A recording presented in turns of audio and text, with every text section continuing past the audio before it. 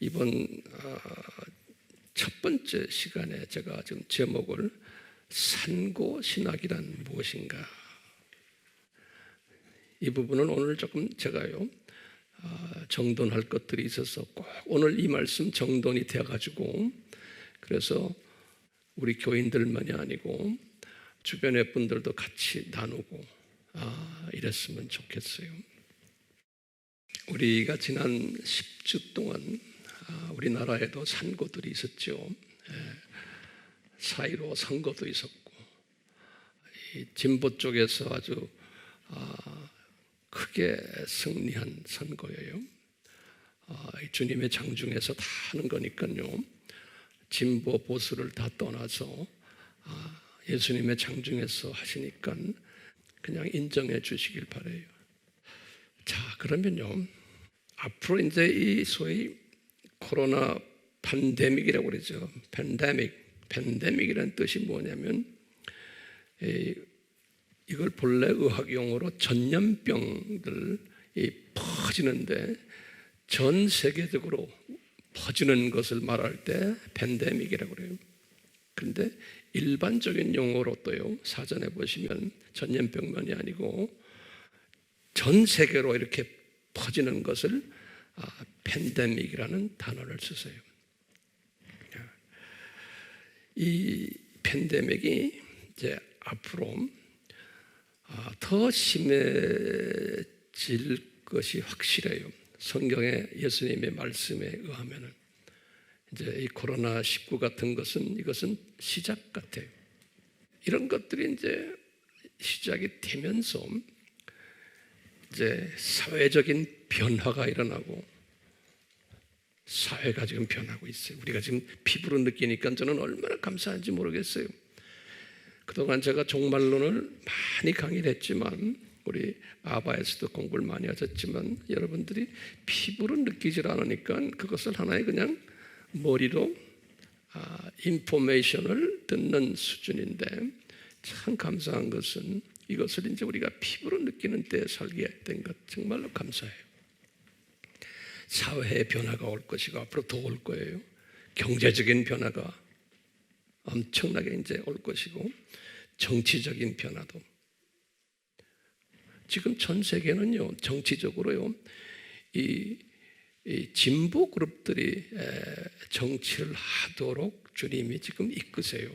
이 진보 그룹이라는 그룹은 종교 다원주의 그룹들이고, 이분들은 세계 평화를 위한 그룹들이고, 소위 일루미나티, 프리메이슨과 또는 예수회나 이런 팀들과 같이 전 세계를 자기네 단일 정권화에 들려고 하는 그룹들이 각 나라에 있는 진보 그룹들이에요. 그러니까 모든 사람들이 다 좋아하게끔 돼 있어요. 기독교인들까지도요. 그렇기 때문에 이런 변화가 이제 앞으로 급속 들어오게 돼 있어요. 내가 좋든 싫든. 그 다음에 이제 문화적인 변화가 이제 앞으로 또 엄청나게 달려올 거예요. 그 다음에 종교적인 변화예요. 이제 모든 종교는 같다고 하는 이런 다원주의의 변화가, 교회 안에도 변화가 있을 거예요. 예배 방식도 변하지만요, 교회가 이제 둘로 크게 갈라지는, 소위 진보와 보수와의 그 갈라지는 일들, 보수 안에서도 또 이 종말론 이해의 차이 때문에 갈라지는 일들 이제 급속도로 나타나게, 또 선교적인 측면에서도 선교의 여러 가지 전략과 방법도 이제 변화를 가져올 거예요. 자, 그러면 첫째 질문이요. 자, 누구를 위한 변화인가요? 이 변화들이. 큰 그림을 봐. 이런 모든 변화들이 지금 앞으로 이제 일어날 터인데 지금 일어나고 있고요. 이것이 도대체 누구를 위한 건가? 그러면 하나님의 자녀들을 위한 메시지. 이 세대에 살고 있는 하나님의 자녀들을 위한 메시지. 그 메시지를 더 구체적으로 말하면, 얘들아, 이 세상은 창조 목적 학교란다. 그런데 오늘날이 그 학교에 4년제 대학교 졸업 학교가 끝나는 그런 시기란다. 이것을 우리에게 가르쳐 주는 거예요. 예. 다른 말로 표현하면 이제는 예수님이 곧 재림해 오신단다. 요 메시지들이. 그런데요, 예수님께서 본인이 재림해 오시기 전에 내가 여러 가지 산고들을 미리 너희들에게 준단다. 산고들을 예수님께서 그렇게 하셨거든요. 이 여러 가지 산고들이 있는데, 산고들을 주시는데, 이번에 코로나19는 그 산고 중에 하나란다. 산고 중에 하나예요. 자, 이런 이야기들을 계시록에서 요한에게 말씀하셨어요. 나중에는 더 구체적으로 이제 마태나 누가나 마가나 바울에게도 다 말씀하셨지만, 특히 요한에게 이 예수님의 재림 전에 이런 상고들이 있다는 것을 가르쳐 주기 위해서 요한을 삼층천 보좌로 올려보낸 거예요. 우리가 공부했죠? 삼층천 보좌로 끌어올려 보냈어요. 그래서 요한이 삼층천에 다 올라갔어요. 그게 요한계시록 4장에, 그 4장의 시작이에요. 삼층천에 다 올라가니까 거기에 누가 있냐면 삼위 하나님이 계신 거예요. 삼위 하나님이 다 요한이 본 거예요. 삼위 하나님을 딱 봤는데 성부 하나님은 안 보이는 거예요. 저 빛으로만 보이고요. 그러니까 우리가 성부 하나님을 볼 수 없는 거예요. 보좌에 앉으신 분인데 구체적으로 안 보이는 거예요.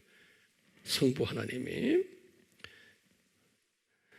보이시는 분이 보좌에 앉으신 분 한 분 계시는데 그분이 예수 하나님이세요. 예수님이세요. 근데 그 보좌의 우편에, 오른편에 앉아 계신 거예요. 우리 성경 구절 다 했죠? 골로새서 3장 1절, 히브리서 12장 2절이 오른편에 앉아 계시다는 거예요.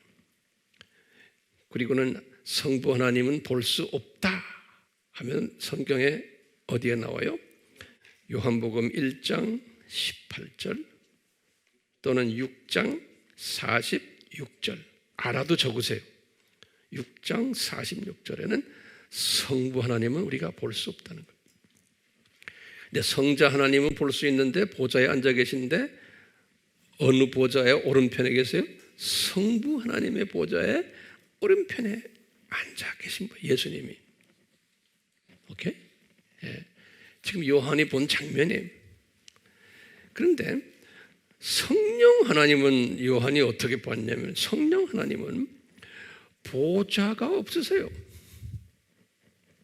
성령 하나님은 계시록 1장 4절이나 4장 5절에는 계시록 1장 4절이나 또는 계시록 4장 5절에는 성령 하나님은 보좌가 없이 두 보좌들 앞에 서서 계신 거예요. 성령 하나님은 앞에 그냥 계신 거예요. 이제 이것이 누가 이 장면을 지금 봤어요? 요한이 딱 본 거예요. 그리고는 우리가 다 공부한 거예요. 또 요한이 뭘 봤냐면 이 삼위 하나님을 딱 본 다음에 그 다음에 7가지의 모습들, 거기서 일어나는 모습들을 쫙 봤어요. 그건 우리가 다 공부했어요. 제가 반복하지 않을 거예요. 7가지의 모습들을 쫙 봤어요. 그게 4장 이야기예요. 이제 여기까지 딱 봤는데 5장에서는 뭐가 있냐면 오늘 본문 말씀에 뭐라고 그랬어요? 보좌에 앉으신 이의 오른손에 7 인을 봉한 책 한 권을 들고 있는 거예요. 5장 1절이. 그러니까 이분이 어떤 장면을 봤냐면 예수님이 딱 거기에 보좌에 앉아 계신데 예수님이 책을 한 권을 딱 들고 계신 거예요. 오른손에 책을 하나 딱. 근데 그 책이 7개의 인으로 이렇게 씌워진 거예요. 7개 인으로. 이런 책을 딱 보신 거예요. 요한이 지금 이걸 딱 보고 있는데 천사 한 분인데 이름은 없어요. 한 힘센 천사가 큰 소리로 말하는 소리를 요한이 들은 거예요. 무슨 말을 하느냐면 이 천사가 누가 이 책을 피고 봉인을 뗄까? 어떤 분이 합당할까? 라는 이야기를 하는 거예요. 천사 한 분이. 그러면서 이 천사가 뭐라고 그러냐면 하늘이나 땅이나 땅 아래에서 어떤 존재들도 이 책을 피거나 인을 뗄 수도 없고 볼 수도 없다는 거예요. 그러니까 아무도 없다는 거예요. 이 책을 피고 띄고 봉인을 띄고 하는 이런 아무도 없다는 거예요. 예. 하나님의 자녀들 사탄도 아니고 마귀도 아니고 예. 어떤 천사도 아니고 아무도 안 된다는 거예요. 그러니까 요한이 막 울었다고 그랬어요. 요한이 그 장면을 보고는 그런 말을 듣고는 도대체 이걸 누가 뛸까 하고 울었다고. 요한이 막 심히 울었다. 성령의 감동으로요. 네. 막 울고 있으니까 그 24장로 중에 한 분의 장로님이 딱 나타나가지고 말하는 거예요. 이 책을 피고 7인을 띨 분이 누군지 아느냐? 이분이 이런 분이다. 그러면서요. 유대 지파의 사자인 다윗의 뿌리가 이겼으니, 지금 요 말 자체는 무슨 말이냐면 저 보좌에 앉은 예수님이 100% 사람이 돼가지고 내려왔다는 인성을 지금 이야기하는 거예요. 저기 앉으신 저분이 100% 사람이 되는데 유대 지파의 사자로 다윗의 뿌리로 완전히 100% 인성이 돼서 내려오는데 이분이 이기셨다는 거예요. 이 말은 뭐냐면 죽으셨다가 부활하셨다는 거예요. 그래서 승천까지 하셨다. 이기셨다. 이분이 책을 펴고 7인을 떼는 분이라는 거예요. 이분이. 그런데 그 말 딱 끝나자마자 요한의 눈앞에 쫙 장면이 나오는데 뭐가 있냐면 도살을 당해가지고 죽은 한 어린 양이 쫙 눈에 보이는 거예요. 요한의 눈에. 그러니까 책을 띄는 분이, 지금 잘 들으세요. 이 책을 띄는 분이 성부 하나님도 아니에요. 오케이? 그 다음에 성자 하나님, 지금 보좌에 계신 성자 하나님도 아니에요. 그 보좌에 앉은 성자 하나님은 100% 신장을 가지신 분이세요. 그리고 성령 하나님도 아니에요. 근데 요 인을 띄시는 분이 누구냐? 100% 인간이 되신, 그래서 십자가에서 죽으시고 부활하신, 승천하신 그 예수 하나님. 그 예수 하나님을 뭐라고 불러요? 어린 양 예수. 어린 양. 예.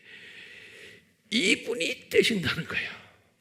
다시 말하면 7인 속에 들어있는 책의 내용을 우리가 이제 자세히 나중에 보겠지만 오늘은 말고요. 이제 예수님의 재림 전에 일어날 산고들 이야기예요. 산고책이에요. 예. 이 산고 이야기들이 적혀 있는 이 내용은, 이 내용을 뛴다고 하는 의미는 뭐냐면 이 산고를 일으키고 없애고 하는 그 일을 누가 한다는 거예요? 예수님이 하신다. 예수님이. 그러니까 인간 역사의 주인은 예수님이라는 거예요. 그래서 예수님의 이름이 알파와 오메가라는 거예요. 인간 역사에 시작하신 분이고 인간 역사를 끝내시는 분이라는 거예요. 성부를 그렇게 부르지 않아요? 성령님도 이렇게 안 불러요.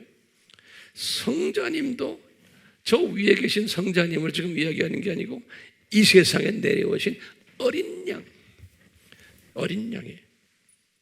그래서 요한계시록은 예수님을 이때부터 지금 5장서부터 어린 양 그러세요. 다시 말하면 100% 인간이 되셔서 십자가에서 죽으시고 부활하신 그 분에 초점이 가 있어요. 어린 양에. 그러면 이분이요 어린 양이 되셨기 때문에 이 말은 다른 말로 표현하면 뭐예요? 제가 자꾸 반복해요. 이분이 어린 양이 되셨다는 말은 인간이 되셔서 100% 죽으셨다가 부활하시고 승천하신 이 분이었기 때문에 성부 하나님과 성자 하나님이 이분에게 하늘과 땅의 모든 권세를 부여하셨어요. 그러니까 이 어린 양에게 마태복음 28장 18절이에요. 마태복음 28장은 예수님 부활 후 이야기예요. 부활 후. 그러니까 예수님이 말씀하신 거예요. 부활 후에 제자들에게 하시는 말씀이 이제 내가 성부와 성령님으로부터 하늘과 땅의 모든 권세를 내가 받았다 그러시는 거예요. 이 어린 양이 이분이 만약에 위에만 계셨더라면 이런 거 안 하시고 그래도 주셨겠지만 수행하시는 분이시기 때문에 그렇지만 우리에게는 이 어린 양의 강점을 두는 거예요. 어린 양.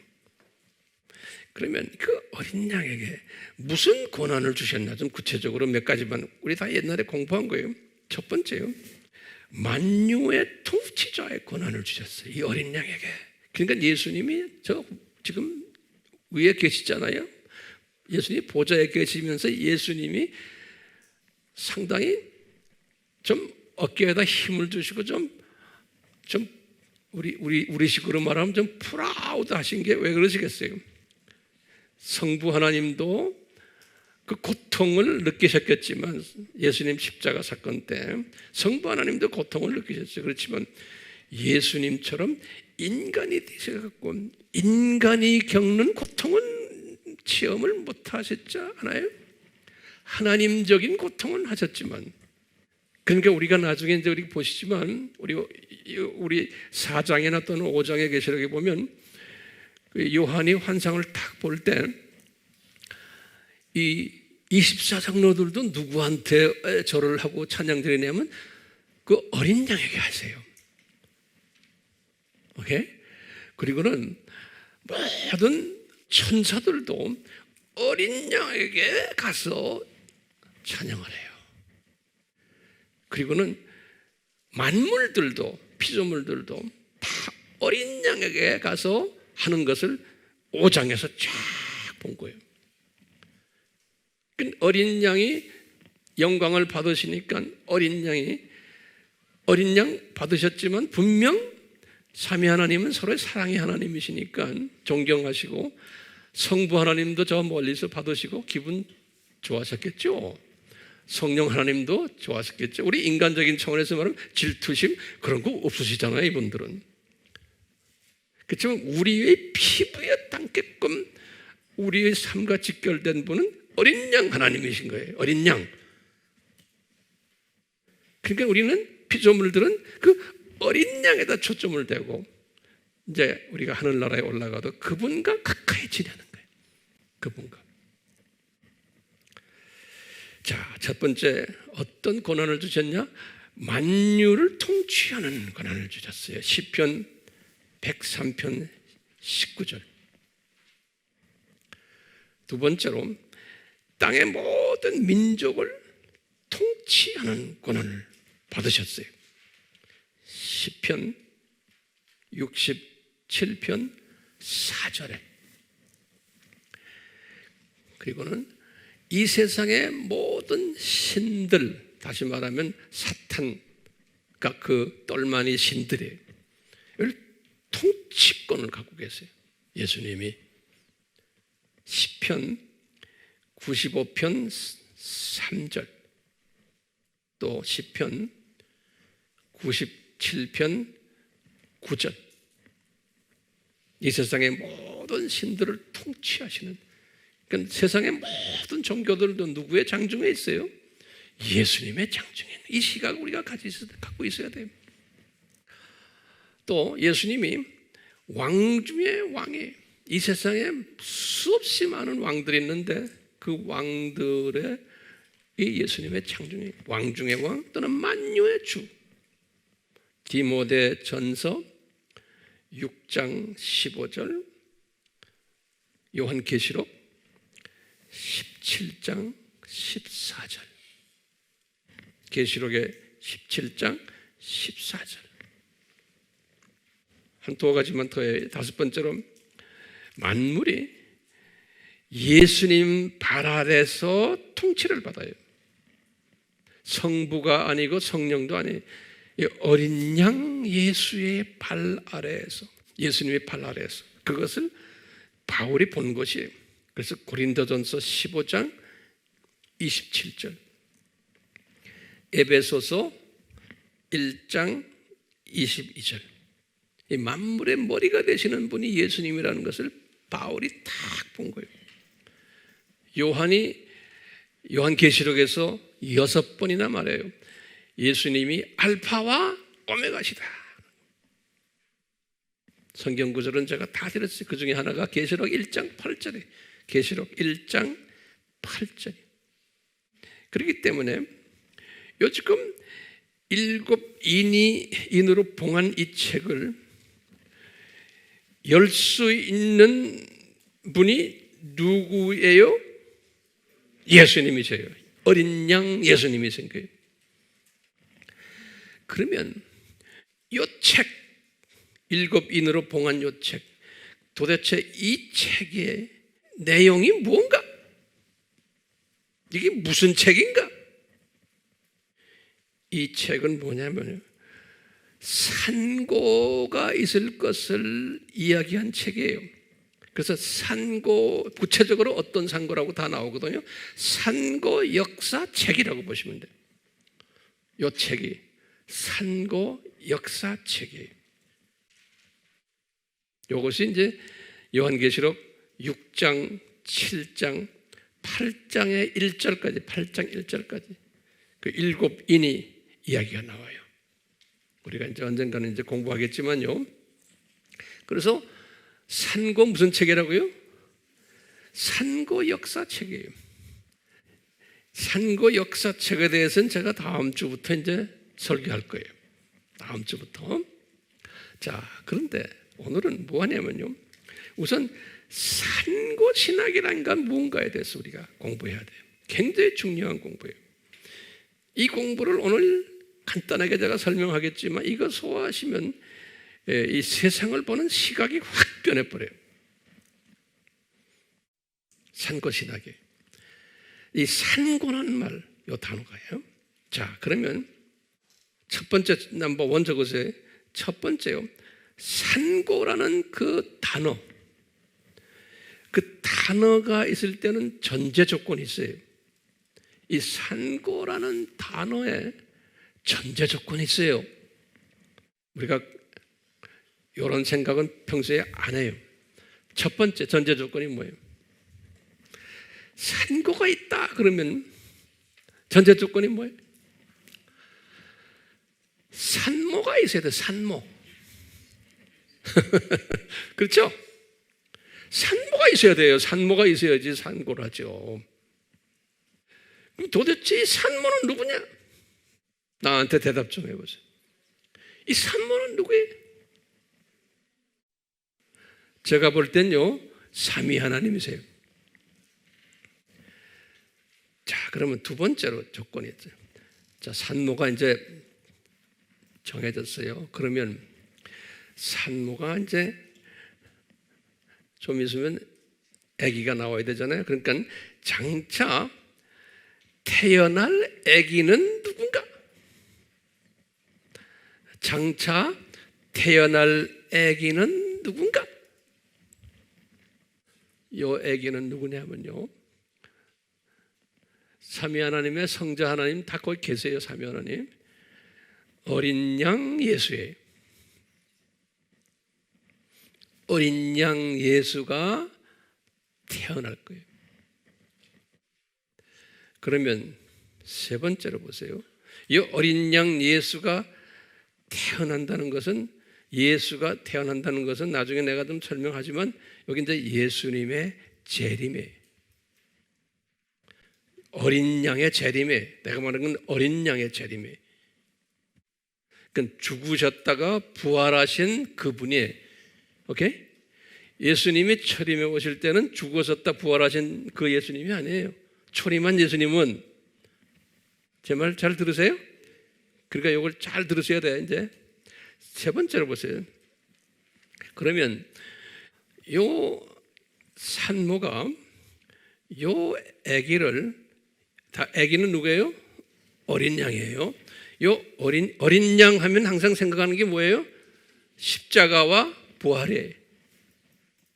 어린 양 이코로 됐습니까? 자, 그러면 언제, 세 번째 질문입니다. 언제 이 어린 양을 산모가 임신했는가? 이 중요한 개념이에요. 언제 이 산모가 어린 양을, 어린 양이에요. 어린 양이란 게 뭐예요? 십자가와 부활이에요. 십자가 달리시고 부활하신 그 어린 양이에요. 언제 그 어린 양을 산모가 임신했어요? 언제? 창세전에. 우리 아미 식구들은 이거 다 알아. 창세전이요. 그렇죠?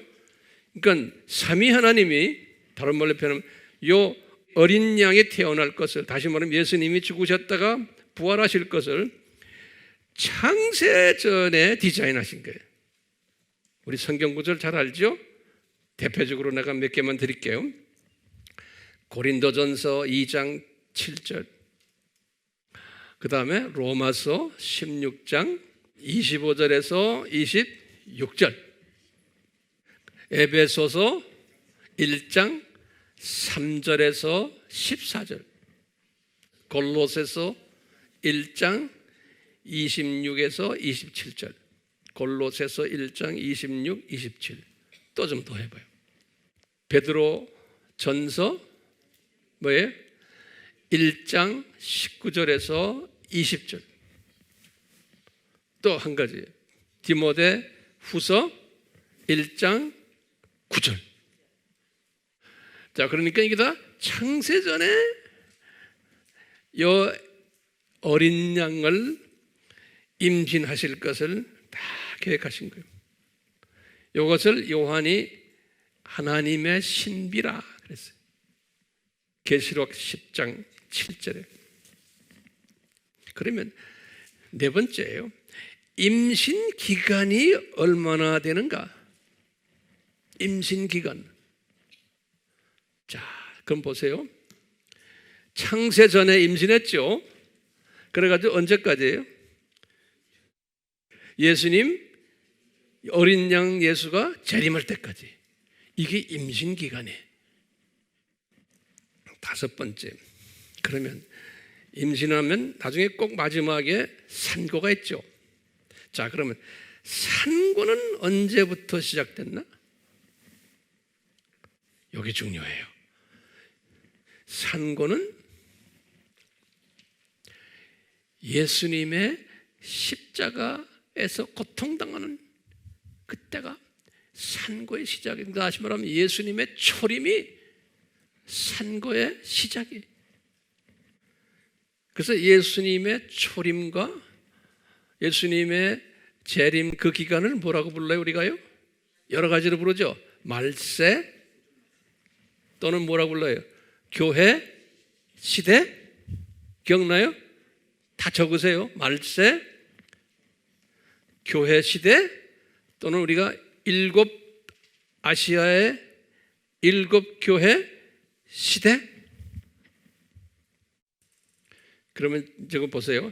이 산고가 그러니까요. 이게 산고 시대. 알겠어요? 그러니까요. 산고가 지금 우리가 지금 겪고 있는 이 코로나 이것도 산고의 마지막 산고 중에 하나지. 예? 이 산고는 시작이 언제부터 시작했어요? 초림 때부터 산고가 시작이 된 거예요. 그렇기 때문에요. 우리가 이제 7인 이야기 쭉 나올 거 아니에요? 7인에서 이제 뭐가 무슨 말을 타고 뭐 쭉 뭐 여러 나오잖아요.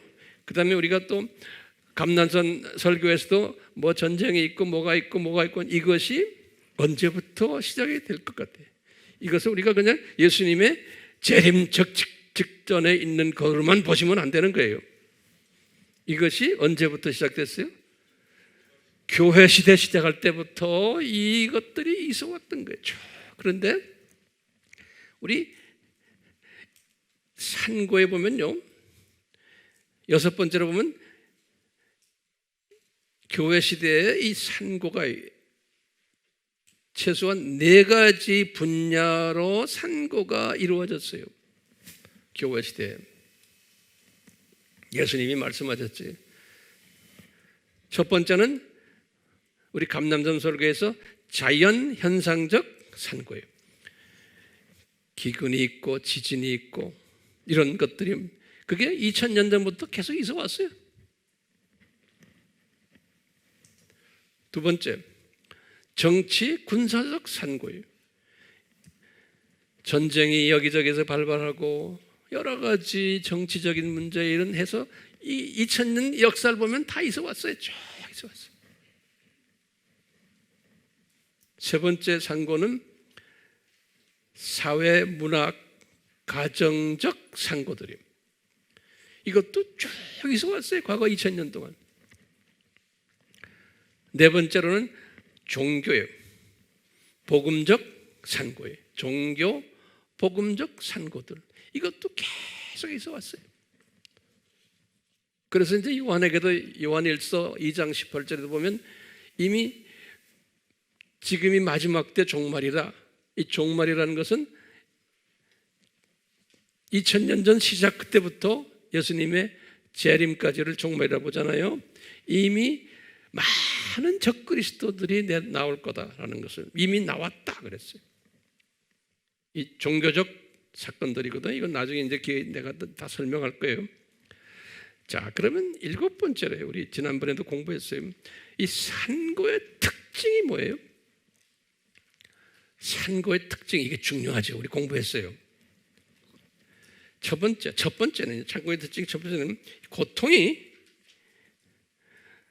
조금씩 약하게 서서히 긴 간격으로 시작을 해요. 이거는 1세기 때 이 모든 선고들이 교회 안에서나 지금 여기 쭉 4가지 분야에서 조금씩 그러면서 이것은 산고는 교회 두 번째로 전반적으로 그러니까 아시아 7교회가 다가 이 산고를 이 4가지 분야의 산고들을 경험을 한 우리 공부 다 했어요. 다시 말하면 팬데믹이에요. 이 산고도요.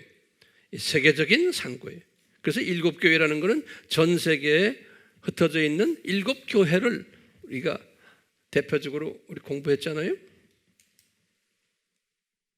자, 그러면 8번째로요. 언제 이 산고의 고통이 가장 심한가? 요거 여러분들 나한테 대답 좀 해주세요. 언제 제일 심해요? 아기 낳은 엄마들, 그렇죠? 누가 태어나기 직전에? 아기가 태어나기 직전이. 이 말은 예수님이 재림하시기 직전이. 이때는 이 산고가 엄청나게 심한 거예요.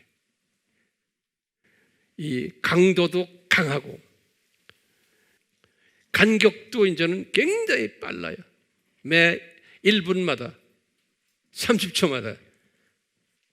그러니까 이 코로나19 같은 것도 이제는 앞으로 간격이 과거에 쭉 있어 왔잖아요. 이런 것들. 이제는 이 간격이 굉장히 이제는 좁아질 거예요. 그걸 우리가 볼 줄 알아야 돼요. 이런 산고가 있을 것을 예수님이 성경의 여러 부분에서 말씀하는데 거기다 좀 성경 구절들을 내가 어느 책에 이 산고 이야기들을 성경에서 적어놨나? 그러면 우리 다 공부했지만요. 첫 번째는 마태에게 예수님이 직접 하셨어요. 마태복음에서 감람산 설교에서. 그래서 마태복음 24장, 25장. 누가에게도 많이 했어요. 누가복음 17장 22절에서 37절이에요. 그리고는 또 누가복음 21장 5절에서 38절에 마가에게도 했어요. 마가복음 13장 37절에 또 바울에게도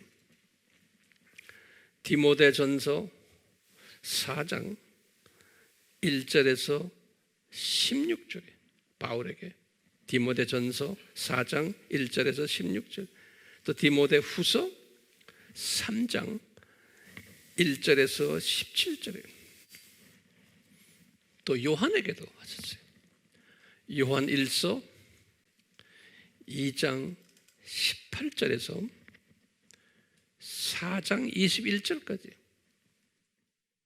또 요한계시록 지금 5장에 5장 1절에서부터 7절까지 요한에게 보여줬어요.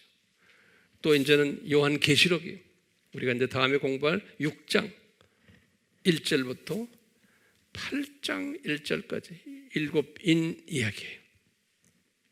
이런 걸 다 이렇게 보여주시면서 이분들에게 보여주실 때 거기에 보면은 예수님이 당부하는 부탁의 말씀들이 있어요.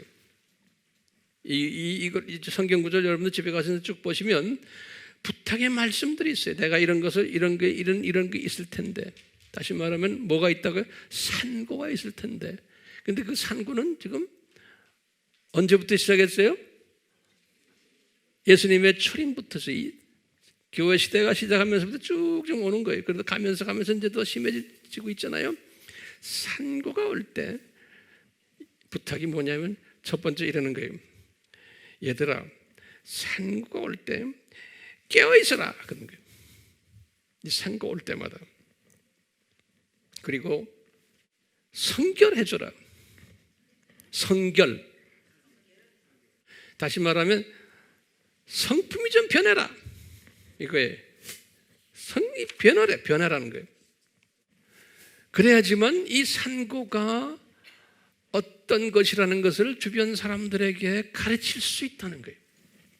이 너희들이 성품이 변해야지만 가르칠 수 있다는 거예요. 그냥 산고를 주는 목적 중에 하나가요. 너희들을 통해서 예수님이 지금 이렇게 하고 계시다는 것을. 예. 그래서 이 세상은 창조 목적 학교라는 것을 이 산고를 통해서 사람들의 마음을 열게 되는 거예요. 그리고는 이 산고를 통해서 뭘 가르치냐면 너희들은 우리 크리스찬들은 이 산고를 통해서 많이 핍박을 받아요. 어려움 당하고 미움 받고 핍박과 어려움과 미움을 당하는데 이 산고를 통해서 그럴 때마다 너희들은 이 세상이 창조 목적을 가르치는 학교라는 걸 깨닫고 너희들은 학생이라는 걸 깨달으라는 거예요. 그렇기 때문에 내가 나쁜 선생님들을 허락했다. 주변에 사탄의 자녀들도 허락하지. 이 시스템도 정부도 다 이렇게 기독교에 반대하는 사람들로 다 만들어놨다. 불법이 성하고, 그러니까 우리 양심 있는 크리스찬들은 그 불법을 보면 못 견디는 거예요. 네. 그럴 때마다 그 아무리 싸움해도 안 된단다. 그게 다 예수님이 디자인한 거다. 왜냐? 뭘 디자인한? 너희들은 이럴 때마다 아하, 나는 학생이구나. 창조 목적을 배우러 잠깐 던져진 이 학교 입학한 학생들이구나.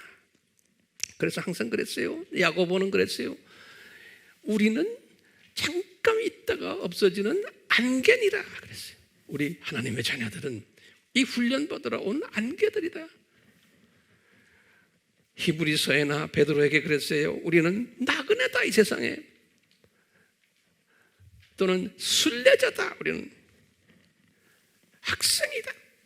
이것을 강조했어요. 그러니까 이런 산고가 있을 때마다 우리 크리스찬들은 자기의 출생 성분을 다시 확인하고, 내가 왜 이 세상에 와 있고, 내가 뭘 하러 와 있고, 내가 앞으로 어디를 갈 것인가를 깨닫게 하기 위해서 이 상구를 줘가지고 크리스찬들을 괴롭히는 거예요.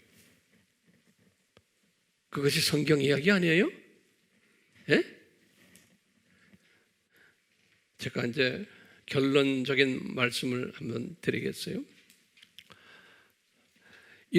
지금 우리는 굉장히 심한 상고 때 살고 있는 거예요. 이 상고 2000년 중에서도요, 아주 아기가 막 나오기 직전인 때 우리가 지금 살고 있는 거예요. 어쩌다가 하나님의 자녀들이 그렇게 많은데, 어쩌다가 우리는 이런 시대에, 그러니까 이 예수님이 곧 이 산모가 아기를 곧 낳는 시대에 우리가 왜 이렇게 이런 때 살게 만드냐 이거예요. 예? 그 많은 기회도 많았는데, 그런데 지금 이 시대에 살고 있지만 대부분의 하나님의 자녀들은 이 산고에 대한 관심도 없는 거예요. 산고를 보는 시각이 세상 사람들이 보는 시각인 거예요. 이것을 어떻게 하면 우리가 해결할 것인가라는, 그래서 살기 좋은 세상을 만들자는 그런 사고를 가진 게 대부분의 사람들이. 그래서요, 예수님이 그러셨어요. 내가 이 세상에 이제 아기로 다시 내려올 텐데, 이때는 꼭 노아 때와 같다 그러셨어요. 기억나시죠? 그래서 많은 하나님의 자녀들이 이 세상 일에 바빠가지고 시각이 이 노아의 방주에 들어가는 시각이 아니고, 이 세상 일에 바빠가지고 이 세상 여기에 관심이 많지, 노아 방주에 대한 이야기는 별로 관심도 없다는 거예요. 그럴 때와 똑같이 오늘날 교회도 마찬가지, 크리스천들도 어떻게 하면 지금 이 코로나 팬데믹을 어떻게 하면 우리가 이걸 극복할까? 무슨 방법이 없느냐? 약도 좀 빨리 만들어야 되고, 그리고는 그건 세상 사람들도 똑같이 이런 얘기하는 거예요. 자, 우리는 이런 심한 산고가 지금 와 있을 때 할 일이 뭐예요? 우선 내 자신이 지금 내가 누구고, 어떤 시대에 내가 살고 있고, 내가 앞으로 어떻게 살아야지? 라는 깨닫는 사람이에요. 첫째, 내 자신을 깨닫는 사람이에요. 이게 지혜자예요. 이 시대 분별력을 가지는 사람이에요. 이런 사람은 어떻게 아느냐면요, 여기 중요해요.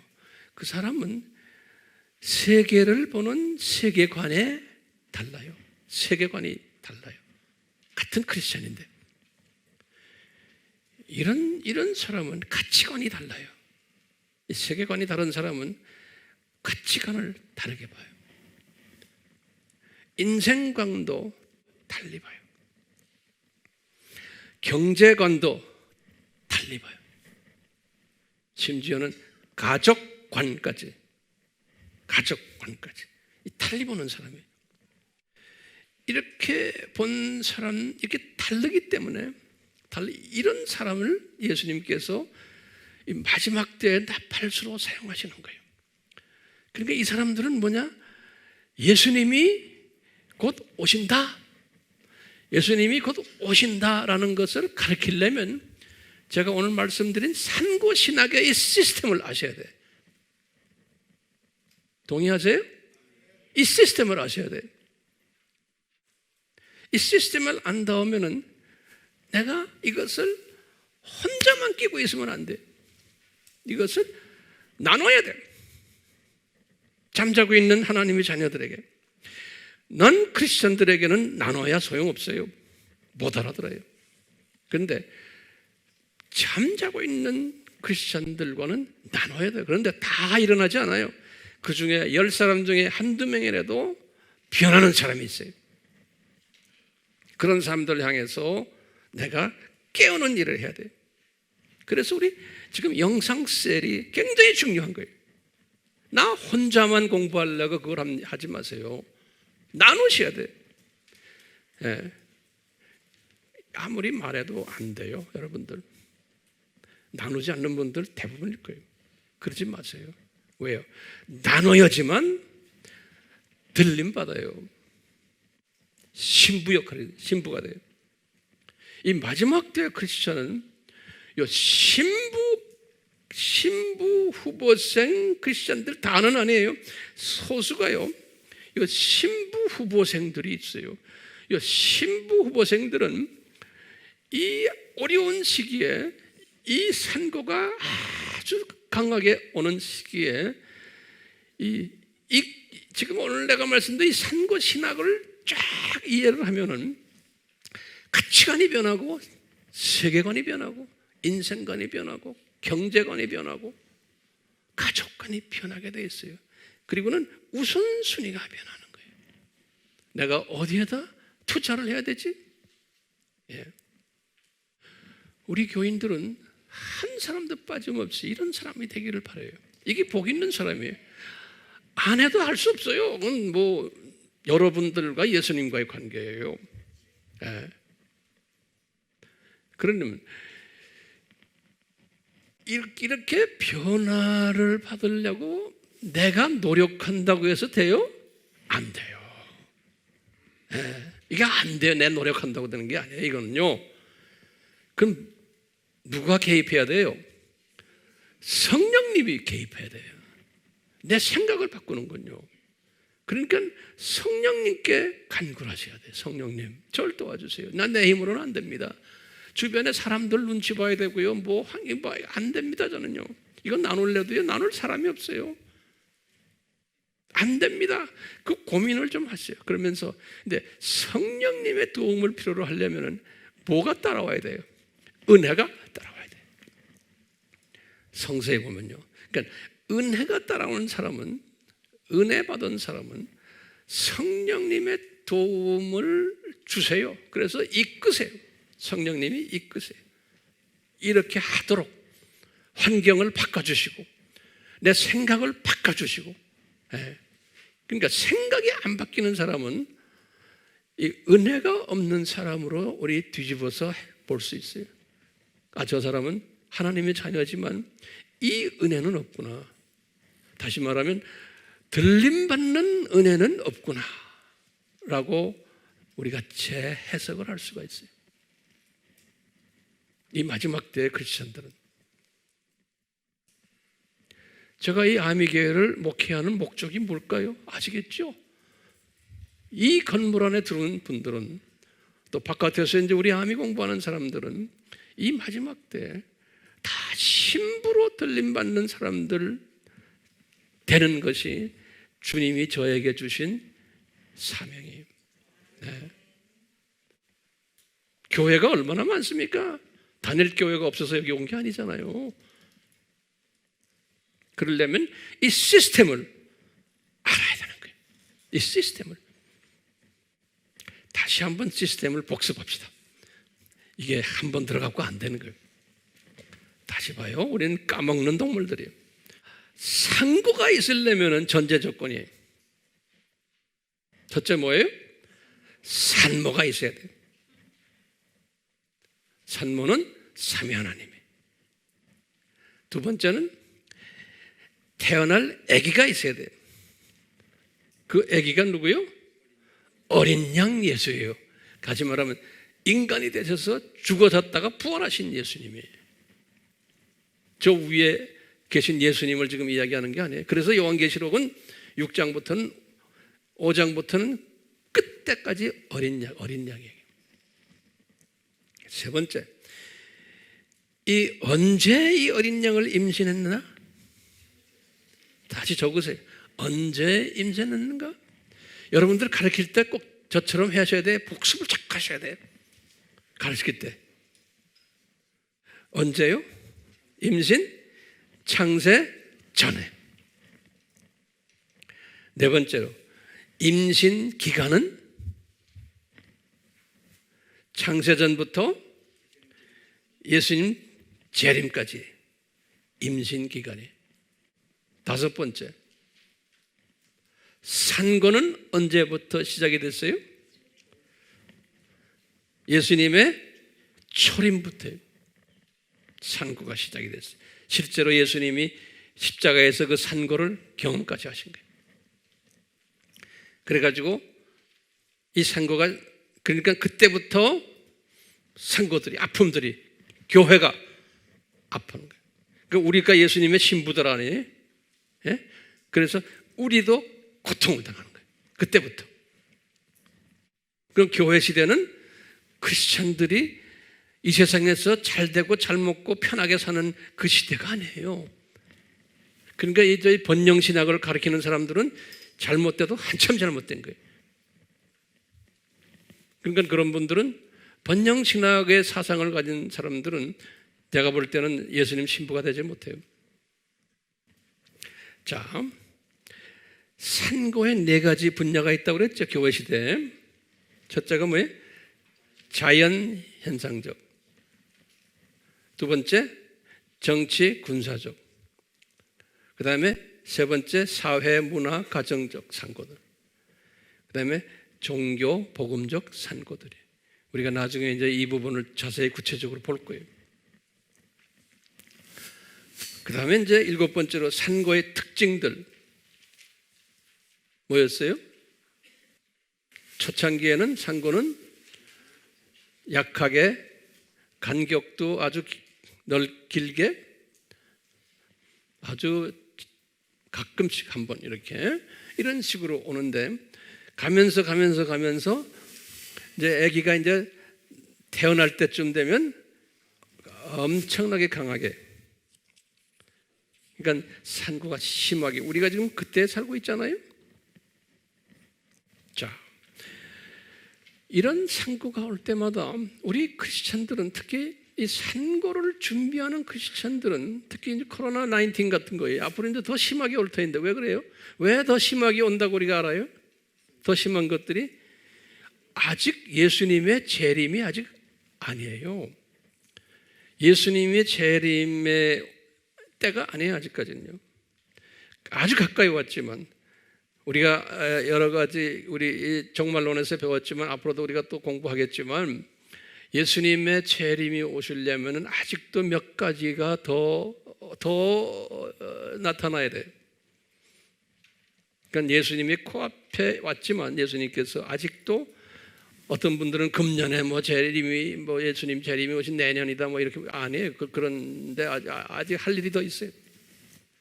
자, 그렇기 때문에 예수님이 아직 재림에 오지 않기 때문에, 이제 곧 오시겠지만, 그때까지 코로나 19 같은 게 더 심하게 오겠어요. 더 심하게 와요, 앞으로.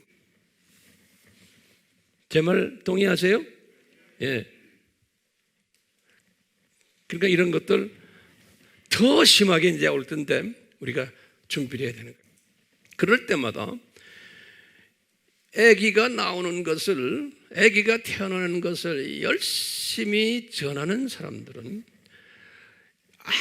아무리 심하게 와도 보호하시겠어요? 보호 안 하시겠어요? 보호하세요. 그러면 왜 보호하세요? 주님이 성령님이 천사들을 보내서 왜 우리를 보호하세요? 항상 거기에 보면 이유가 있어요. 왜 그런 사람들을 보호하세요? 네? 재림 메시지를 전하는 데 필요하기 때문에 그러실 거예요. 예수님이 우리를 필요로 하세요. 그리고는 혼인잔치에 들림받아서 혼인잔치에 올라가야 되는 사람들이에요. 그러니까 이 사람들은 소수예요. 그러니까 이 사람들은 예수님의 입장에서 보면 필요한 분들이에요. 그러기 위해 때문에 주님께서는 이 사람들을 보호하세요. 보호만이 아니고 이 사람들을 성화시키세요. 이 사람들을 말씀으로 성화시키세요. 깨어나게 하세요. 이 사람들 생각을 다르게 만들어놔요. 세계관을 다르게 만들고 가치관을 다르게 만들고 물질관, 경제관 다 다르게 만들어서 이분이 하세요. 그래서 영적 분별력을 주셔가지고 이 지혜를 주세요. 이런 분들에게. 왜? 주님이 필요하시기 때문에 그런 거예요. 이런 사람들. 우리가 그런 어머니 아버지가 되면 주님께서 우리 아이들을 자동적으로 다 책임지세요. 예, 저는 그거 확실히 믿어요. 오늘 말씀의 제목이 뭐였죠? 산고 신학이 무엇인가? 정리가 됐어요? 예. 이것을 정리한 바탕 안에서 다음 주부터 이제 제가 본격적으로 하나하나 이제 시작할 거예요.